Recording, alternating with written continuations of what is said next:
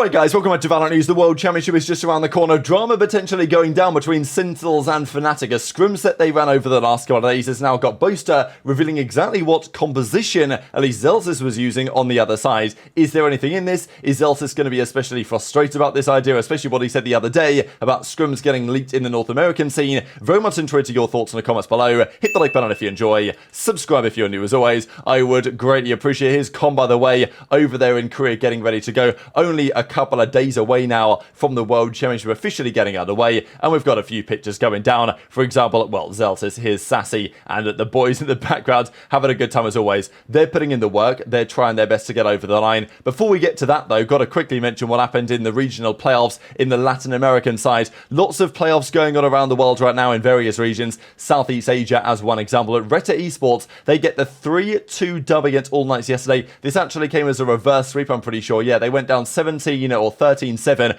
on both Haven and Lotus, and then they won 3 on the bounce. Bind 13-8, Ascent 13-10, Abyss 13-9 to close out a pretty banger series. So rough for absolutely terrible stuff at All Knights really to go down in that way, but that secures them the spot going into America's Ascension. So there is still another team to be qualified. It's either going to be this Laser team or the All Knights guys, and one of them will get through, and we'll see how that goes. But yeah, the America's Ascension is filling up for now, and you know, we've got some of the playoffs. Well, okay, we have at least some of the teams that are already locked in, and well, we'll see what they are from North America over the coming days. We already have the second seed, for example, from the Brazilian region. But yes, only 5 days away, 4 days away at this point from the World Championship officially getting underway. I know there's been some questions as well. Will there be as significant an upset this year that we saw with BLG versus NRG, right? Because last year, the Billy Gaming dub against NRG was, you know, legendary and still lives on as memories in the community, absolutely for sure. This year, will we get anything quite to that effect? Look, it's always possible. Some of these, you know, Chinese teams could cause some serious upsets. Same could be true from some of the Pacific teams potentially as well. You know, a team like Talon, maybe they could do some damage. But look, we'll see. It is likely that one of the teams that is favoured to do reasonably well are probably not going to deliver as much as they would be expecting to. And yeah, as a result of that, they are probably thinking an upset is on the cards. There's got to be something that happens to that effect, but what it is remains to be seen for now. Usually you're not going to go an entire tournament though with no upsets. The question is whether it's going to be significant enough as the BLG NRG one was last year. But in the way these group stages work, anything is most certainly possible. This though is what was going on yesterday on the scrims that started to come through. Now I'll share the further update on this in a second. I also wanted to point out though, of course, what was going on with some scrim leaks behind the scenes in the most recent off-season. So Gen.G, this though was pretty funny, right? The way that Fnatic and Sentinels set this one up. So Fnatic with all the Gen.G tags in here, we saw this yesterday, but Sentinels with all the loud tags, of course. A team that have caused them problems over the years, but a team that isn't even here at this World Championship after failing to qualify after all the drama of the season. So thought that was pretty entertaining to look at here, and I mean, look at the pings these guys are working with as well. But how about this, right? So Chip went through and watched some VODs of some trials and scrims that went down with their team NRG that Chet's no longer a part of last off-season. We saw yesterday the scrims with Yay, I think Ethos was there as well, and he went through a number of scrims just to kind of show how this is going, because, you know, no real issue now looking back at the past and seeing how things went. But it was interesting to see some of the trials they had, because Sinatra, now like this clip in a second, maybe he didn't have his best moment ever, but the general feeling is that Sinatra, a great player.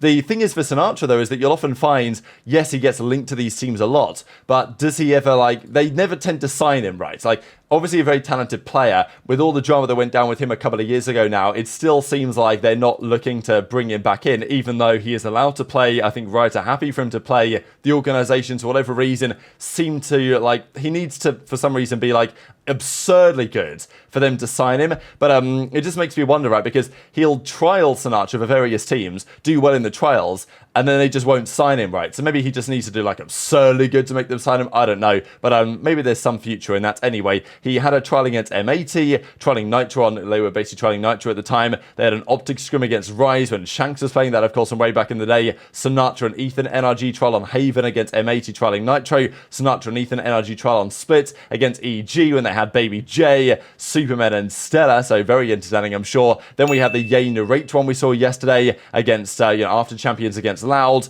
We had, the same thing against Paper Rex, and then a similar NRG trial with Sadak and Narrate it. So kind of proving that the rumours we heard last off-season were true to some degree. You're about to get banned over the comment as well, bro. Look up, look up, look up. Look at the corner of the roof. Left. Wait, you was sub though? You've been following since 2013, bro. Or 23. Yeah, he dropped. Nice damage. Nice. Blowing, I'm taking it. Healing you. Might get the gun. Take ropes. Okay, you're lucky, bro. Chat didn't give you a ban, bro. You're lucky, bro. You're lucky, bro. Taking the jump. Yeah, I'm gonna walk. I'm gonna speak over the comms so no one hears it. Hello? Is this ranked? It might as well be. Yeah. Wait Oh, it's fucking.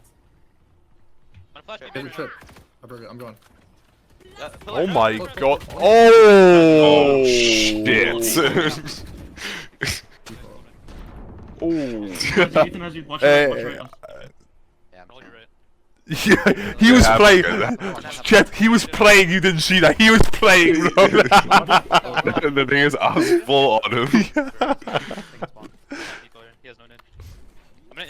Who is the 5? It's the same energy lineup, but no Demon 1. It's Sinatra. Dog heaven. What happened to watch party? Disappeared, bro. Hard disappeared. If I reloaded, bro, that would have been an easier win. Unlucky. It's fine, traded. They were scutty. Like that. Oxygen. I was like being extra nice to him. Yeah. They're gonna Hit the trip. I broke it. I'm going.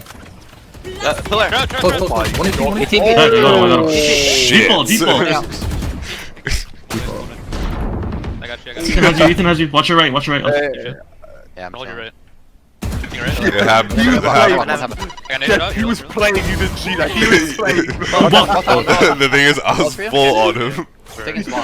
Taking spawn. I'm gonna plant default here. He has no nade. I'm gonna insta dog right after. Who is the 5? It's the same energy lineup, but no Demon 1. It's Sinatra. Dog heaven. Last player 1 HP. standing. What happened to watch One party? enemy remaining. Disappeared, bro. Hard disappeared. If I reloaded, bro, that would have been an easier win. Unlucky. It's fine, traded. They were scutty. Like that. And Oh, they I was like being extra nice to him. Yeah. They're gonna buy Deegs. But let's talk about some of this Scrim Leaks stuff, because we saw Zellsis frustrated about this the other day when he made it quite clear that he wasn't happy with some of these other teams in North America basically leaking their practice compositions. So their strats, their compositions on some of these maps, and Zellsis was obviously basically making the point that these guys are not good to practice against. There's no integrity because they'll try and play a scrim, and then the guys they play against will then go back and tell their friends and other teams exactly what happens, what Sentinels are going to do, and stuff like this. Now, this fast forward to the present day when Boaster said the following and then deleted this tweet, quote tweeting or basically adding Zellsis in and showing that Zellsis is here on the other side and on the Killjoy. Now, this may not mean much at all, but I just thought it was interesting that Boaster tweeted this, then deleted this. Now, it's tough to say what map this is on. If this is on something like an icebox, then no real surprise. But there was just some talk about the fact that, well, they've been playing around a little bit with some other agents lately, Sentinels,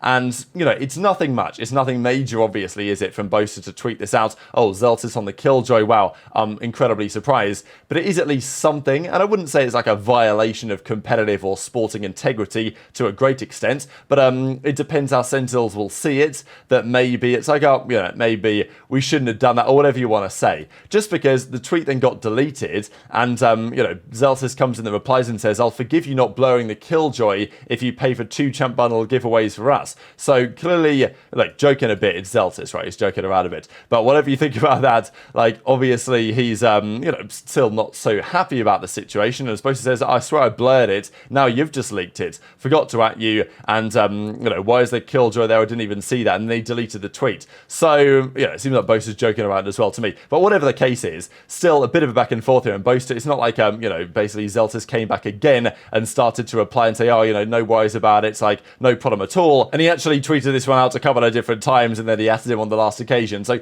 entertaining stuff. Not sure what the next step is going to be over there. Even E.G. Derek was getting involved in the whole Champs bundle stuff. It is interesting, by the way, that the Champs bundles, the players that aren't even at Champs are trying to sell them now, because if you guys didn't see the news, I think we talked about it yesterday or the day before, that effectively the way the Champs bundle now works, the money that comes through for it gets split between all the teams in the entirety of franchising, but the teams that are at Champions, they get twice as much as everyone every other team does. So, and therefore that trickles down to the players. So even though EG aren't champs, they still stand to gain from the champs bundle being sold. So, you know, they're going to try their best to exactly make that happen. We're very much interested in your thoughts on all this stuff in the comment section below. This I thought was kind of interesting to look at. Top players in clutch percentage. Now, you know, this doesn't include everything, just because, you know, what if a certain player is often last alive and therefore gets left in a lot of 1v3 situations? Their win percentage is obviously going to be lower than a player that is often finding themselves in 1v1s, because maybe they go in second or third, but often they're the guy that plants the bomb and